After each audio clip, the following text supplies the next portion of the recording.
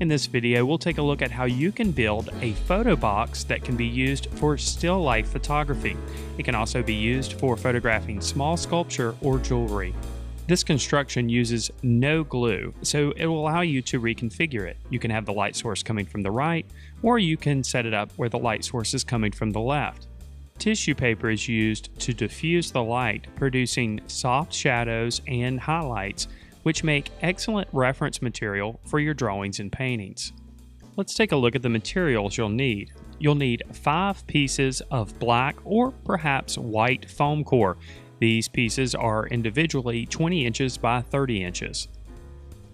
You'll also need a craft blade, and be sure that that craft blade is very sharp. You'll need a bit of masking tape, tissue paper of course, a yardstick or a meter stick, and a pen or a pencil. Notice that no glue is listed. We're not going to be using glue at all for this construction.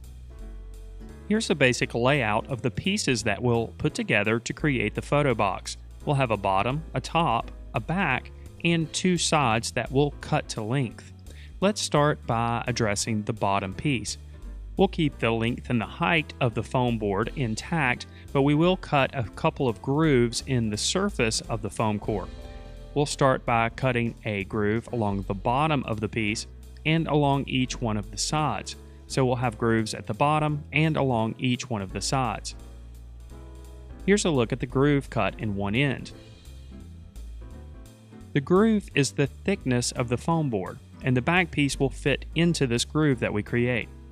Notice that 1 centimeter has been left along the edge for added stability, and that the bottom of the foam board is left intact.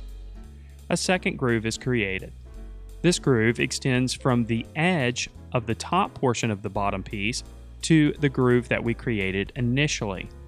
Here again, a centimeter has been left on the side for added stability. I found that using the opposite end of the craft blade, the part that goes into the handle, was excellent for removing the foam core, creating the grooves. We'll create now a third groove on the opposite end in the same way.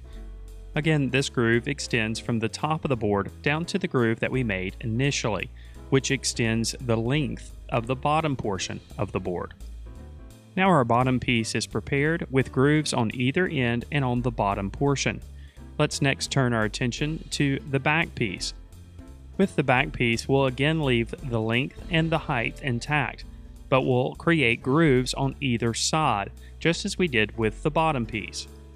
Here again, we'll leave a centimeter on each side for stability. This time, however, the grooves extend the entire length of the board.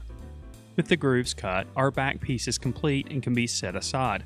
We'll now turn our attention to the side pieces of the photo box. 2 side pieces are cut to length so that they don't extend over the front edge of the box when fit into the grooves that we created in the previous steps. For one of the sides, we'll cut out a window so that we can apply tissue paper, creating an area for light to enter into the box. Tissue paper is then taped to the back side of one of the sides.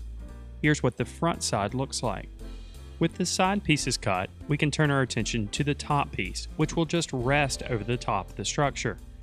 We'll leave the length and the width intact, but we'll cut out a window. Behind this window, we'll apply tissue paper. Again, this will allow light to enter into the box. Tissue paper is cut to size and then taped on the back side of the window. Here's a look at the front side of the top piece with the tissue paper taped to the back side. Now that we have all of our pieces prepared, we can assemble the box. We'll start by placing the bottom piece on a flat surface.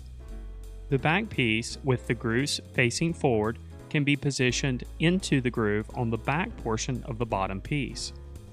It should create a nice snug fit inside of the groove. Now we can position the side pieces. Here again, the side pieces will fit into the grooves that we've created on the bottom piece and on the back piece. The side pieces should fit into the grooves nice and snugly, creating a structure that stands on its own. Now we can take the top piece and just gently lay it over the top of the photo box. Now our photo box is complete and we can simply set up our light source. Again, this construction is reconfigurable. We can have the light source coming from the left if we want, or we can set up our photo box where the light source is coming from the right. With the photo box, we can create nice, diffused light photos, which are great for using as photo reference material. Again, also this can be used for photographing three-dimensional work like jewelry or small sculpture. And the best part is, we can break the photo box down for storage and reconfigure it whenever we're ready to take those photos. I hope you enjoyed this video, and I hope it helped you out.